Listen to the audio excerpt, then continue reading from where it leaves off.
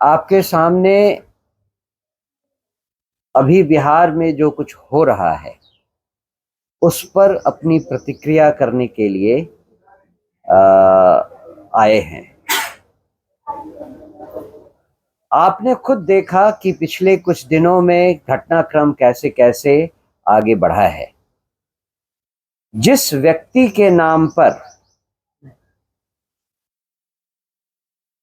चुनाव लड़ा गया, जिस व्यक्ति के लिए कहा गया 25 से 30 फिर से नीतीश, उस व्यक्ति को 6 महीने के अंदर बिहार से बाहर कर दिया गया। जितने वादे किए गए थे और जिस तरह से बिहार में अभी आधे से ज्यादा जिलों में सरकारी ऑफिसर्स को पैसे नहीं दिए जा रहे हैं, आप समझ सकते हैं कि बिहार में कोष की क्या हालत है। जो व्यक्ति अभी चीफ मिनिस्टर चुना गया है वो बिहार के लिए एक बहुत बड़ी विडंबना है।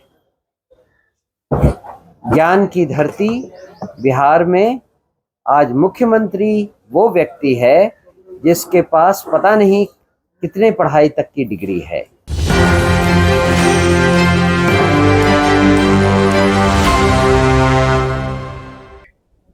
बिहार के तब के तत्कालीन मुख्यमंत्री नीतीश कुमार जी ने अपने पद से इस्तीफा दे दिया, ये कहते हुए कि रेल मंत्री के तौर पर यह जिम्मेदारी मेरी है। कहीं ना कहीं इस दुर्घटना की जिम्मेदारी लेते हुए हम ये इस्तीफा देते हैं। दूसरी घटना आपके माध्यम से बिहार के लोगों को याद दिलाना चाहता हूं कि 2014 में जब बीजेपी के सामने लड़ते हुए जदयू को सिर्फ 2 सीटें आई तो नैतिकता के आधार पर मुख्यमंत्री जी ने अपने पद को त्याग दिया और जीतन राम मांझी जी, जीतन बाबू यहां के मुख्यमंत्री बनाए गए। ये दूसरा लोकलाज और उसी नीतीश मॉडल का उदाहरण है जो मैं दे रहा हूं आज। ये यही मेरा बिहार है जहां नैतिकता को प्रामाणिकता के साथ राजनीति में शुचिता को महत्व देते हुए पहले कई ऐसे उदाहरण हैं। लेकिन आज क्या हुआ है भाई, मैं आपको थोड़ा सा इतिहास में ले जाना चाह रहा हूं। 16 नवंबर 1999, ये तारीख याद रखिएगा, 16 नवंबर 1999। ये अभी वर्तमान में मुख्यमंत्री जी का जन्मतिथि भी है, जन्मदिन था उस दिन। और उसी दिन तब के राज्यपाल, ये आज से पहले मुझे नहीं लगता है कि मीडिया में इस बात की चर्चा की गई है। हम लोग बार बार बात करते हैं उनके एफिडेविट में बताए गए उम्र, नाम और जन्मतिथि की। मैं आपको 16 नवंबर 1999 में लेकर चल रहा हूं, जहां उस समय के बिहार के राज्यपाल सूरजभान जी ने एक आदेश जारी किया जिसमें उस समय मंत्री बनाए गए राकेश चौधरी, नाम था राकेश चौधरी। राकेश चौधरी जो अभी वर्तमान में सम्राट चौधरी हैं, इनको बर्खास्त करने का आदेश पारित किया तब के राज्यपाल सूरजभान जी ने। और उसके साथ साथ एक और आदेश था उसमें संलग्न, राकेश चौधरी जी पर जालसाजी, धोखेबाजी करने के लिए एफआईआर करने का भी निर्देश दिया गया था। यह मैं ऑन रिकॉर्ड कह रहा हूं, बड़ी जिम्मेदारी से कह रहा हूं। मंत्री पद से बर्खास्त कोई सरकार ने नहीं किया था, किसी पार्टी ने नहीं किया था, यह राजभवन से निकला हुआ आदेश था। और दूसरा, उन पर एफआईआर दर्ज इसलिए किया जाए कि उन्होंने अपनी उम्र, अपना नाम, अपना जो डिटेल है वो गलत बताया और इस आधार पर वो मंत्री पद से हटाए गए। बाद में एक जांच की कमेटी बैठी, उस समय बिहार के मुख्य चुनाव आयुक्त बसु साहब थे। बसु साहब ने अपनी रिपोर्ट पेश की, उसमें यह कहा गया कि सम्राट चौधरी यानी उस समय के राकेश चौधरी या राकेश कुमार ने जांच में सहयोग नहीं किया या ये साबित नहीं कर सके कि उन्होंने अपने दस्तावेज में जो उम्र दिया है वो सही है या नहीं, वो गलत था। ये आज भी ये रिपोर्ट कहीं ना कहीं राजभवन के आई एम श्योर आर्काइव में होगा, आप उसको एक्सेस कर सकते हैं।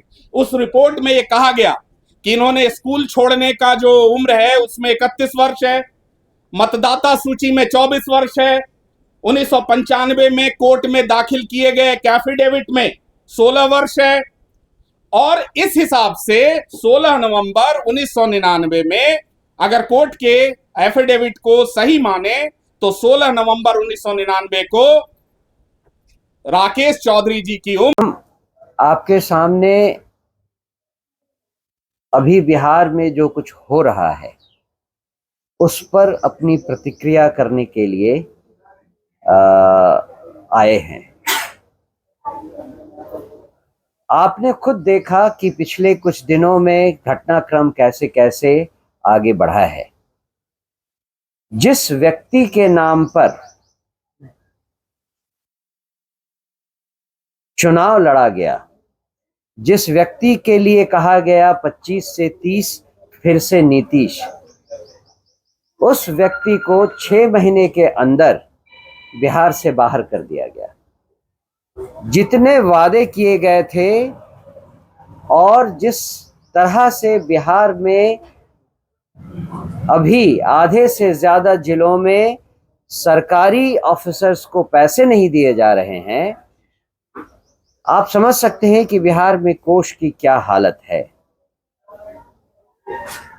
जो व्यक्ति अभी चीफ मिनिस्टर चुना गया है वो बिहार के लिए एक बहुत बड़ी विडंबना है। ज्ञान की धरती बिहार में आज मुख्यमंत्री वो व्यक्ति है जिसके पास पता नहीं कितने पढ़ाई तक की डिग्री है। ऑपोजिशन लीडर जो है वो 9वीं तक पढ़ा हुआ है। इसके अलावा आप अगर ये देखें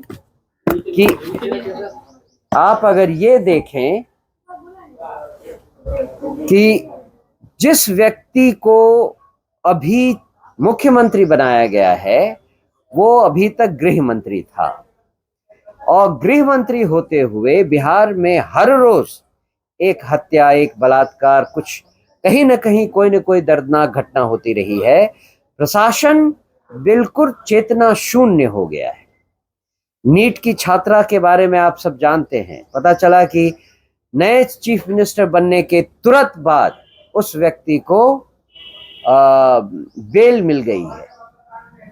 ऐसी सरकार से बिहार की जनता और क्या एक्सपेक्ट करे सिवाय धोखा के, सिवाय दगा के। जो कुछ भी बिहार की जनता ने किया, ऐसी सरकार को लाए हैं जिससे उनका और उनके बच्चों का अगले 5 साल का भविष्य तो कम से कम